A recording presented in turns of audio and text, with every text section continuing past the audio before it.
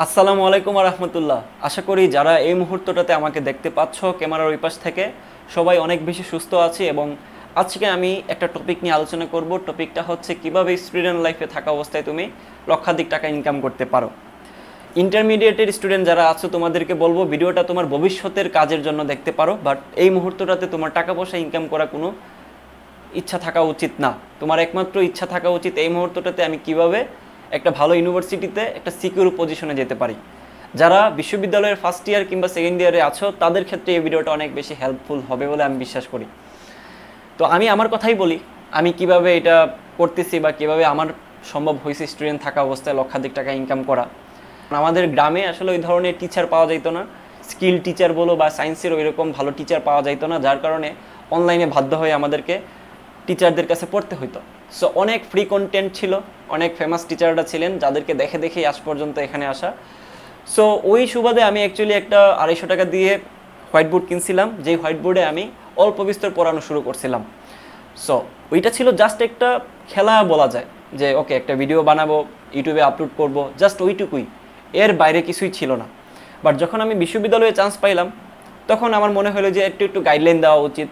Chance পাওয়ার পরে অনেক ছোটো ছোটো ভাই বোন যারা ছিল তারা নক দিত যে ভাইয়া আপনি একটু গাইডলাইন সেশন দিতেন যদি, কিভাবে আমি ভালো একটা ইউনিভার্সিটিতে চান্স পাবো বা কিভাবে পড়া উচিত, ইন্টার লাইফে কীভাবে কী করা উচিত। সো দেখা গেল কি যে ওদের গাইডলাইন প্রয়োজন। তো র্যান্ডমলি কোয়েশ্চেনে আনসার দিতে দিতে আমি এক পর্যায়ে বিরক্ত হয়ে গেলাম। তো ভাবলাম এমন কোনো একটা প্ল্যাটফর্ম যদি থাকতো যেখানে আমি একটা ভিডিওটার মাধ্যমে অনেকগুলো স্টুডেন্টদেরকে একই সাথে সেম গাইডলাইনটা দিতে পারি। এই জিনিসটা পড়ানোর ক্ষেত্রেও সেম। আমি অনেক বেশি টিউশন করাইতাম ফার্স্ট ইয়ারে থাকতে। বিশ্ববিদ্যালয়ের একটা সাইকেল ছিল, ভাঙা সাইকেল, যেটা দিয়ে আমি পুরো সিলেট শহর অল্প বেতনে স্টুডেন্ট পড়াইতাম। আর সিলেটের অবস্থা খুবই বাজে, তোমরা জানো সিলেটের টিউশন ব্যবস্থা খুবই খুবই খারাপ, যেখানে টিচারদেরকে প্রপার রেসপেক্ট করা হয় না, প্লাস সম্মানিটাও দেওয়া হয় না, এত পরিমাণ বাজে। সো ওই পার্সপেক্টিভ থেকে আমি পড়াইতাম জাস্ট আমার ভালো লাগতো তো দেখে, প্লাস আমার টাকা পয়সারও একটু দরকার ছিল। কারণ বিশ্ববিদ্যালয়ে ওঠার পরে ভাই সিম্পলি সবারই একটা ইচ্ছা থাকে যে আমি বাসা থেকে টাকা পয়সা নিয়ে আসবো না, নিজে নিজে চলার চেষ্টা করব। এটা একটা বড় ধরনের ইচ্ছা সবারই থাকে। তুমি যখন বিশ্ববিদ্যালয়ে পড়বা বা যারা পড়তেছো তারা জানো, এটা ডিলিট করতে পারবা, যেটা একটা ইমোশনের জায়গা যে আমি নিজে ইনকাম করে নিজে চলবো। তো ওই জায়গাটা থেকে পড়ানোর একটা ইচ্ছা ছিল, তীব্র ইচ্ছা, প্লাস ওই যে পড়ানোর একটা আগ্রহ, যে আমি স্টুডেন্ট পড়াবো, বুঝাইতে ভালো লাগতো, আমি যা শিখছি ওইটা শেখাইতে ভালো লাগতো। জাস্ট মুদ্রা কথা বলতে চাই, আমার স্কিলটা ছিল পড়াশোনার ক্ষেত্রে আমি পড়াইতে পারতাম। দ্বিতীয়ত আমার কথা বলার একটা ইচ্ছা ছিল, একটা গাইডলাইন সেশন দেওয়া কিংবা স্টুডেন্টদের সাথে ইন্টারেক্ট করতে পারা, বোঝানো, মেন্টরশিপ করানো, এই জিনিসগুলো ছিল আমার প্যাশন। যেমন আমি আগে গুছায় কথা বলতে পারতাম না, এখনও হয়তো বা পারি না, বাট আগের থেকে অনেকটা স্টাবলিশ হয়েছে। আগে একদমই কথা বলতে পারতাম না, যে কোন কথার পরে কি বলতে হয়, কোনটার পরে কোনটা বলা লাগবে। সিলেটি হওয়ার কারণে সিলেটি টোনটা থেকে যাইতো। সো আমি কখনোই ওই শুদ্ধ ভাষায় কথা বলার যে ব্যাপারটুকু ওইটা আয়ত্ত করতে পারতাম না মনে হইতো। সো এটা একটা প্ল্যাটফর্ম ছিল আমার জন্য, যেখানে আমি নিজেকে নিজেই ডেভেলপ করতাম, নিজে নিজে ভিডিও বানাইতাম, আপলোড দিতাম, কেউ দেখুক কিংবা না দেখুক, বাট সেলফ যেই একটা ইমপ্রুভমেন্ট, সেলফ যে একটা কমিউনিকেশন বিল্ড আপ করার একটা ব্যাপার, ওটা কিন্তু ভালো মতোই হয়েছে এই প্ল্যাটফর্মের মাধ্যমে। যার কারণে এই প্ল্যাটফর্মে বর্তমানে প্রায় 1200-র মতো ভিডিও আছে, যেখানে কমপক্ষে 800 থেকে 900 ভিডিওই আছে, যেখানে আমি ফ্রি গাইডলাইন দিছি। তো গাইডলাইনের থ্রোটা ছিল এরকম, আমি যাতে আমার কমিউনিকেশন স্কিলটা বিল্ড আপ করতে পারি। আর ওইদিকে স্টুডেন্টদেরও ভালো একটা বেনিফিট হয়ে গেল, দুই দিক থেকেই বেনিফিট। বাট ফাইন্যান্সিয়াল ব্যাপারটুকু কীভাবে আসছে, আমার স্কিলটা ছিল কোথায়, পড়াইতে ভালো লাগতো, এবং ওইটাকে আমি পুঁজি করে অনলাইনে ডেডিকেশন দেওয়া শুরু করছি। সো একটা স্কিলকে তুমি চুজ করো, আমি বলবো ওইটা প্রফেশন হওয়া লাগবে টিচিংই, ব্যাপারটা এমন না।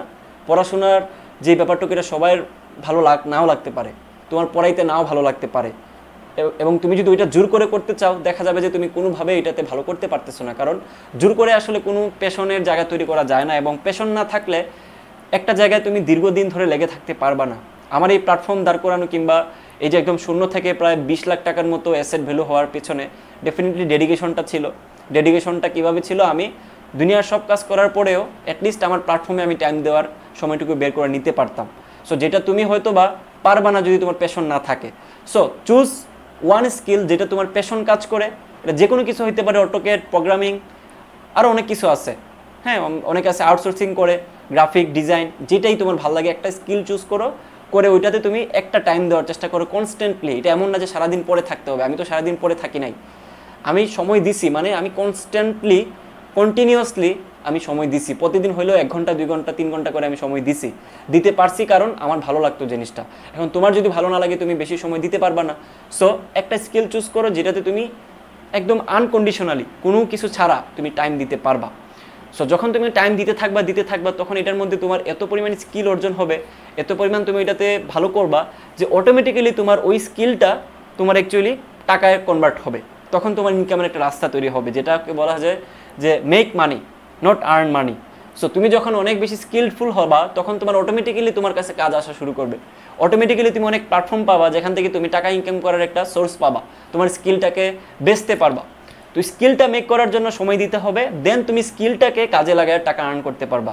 সো এটাকে বলে টাকা তৈরি করা, মেক করা, আর্নিং না।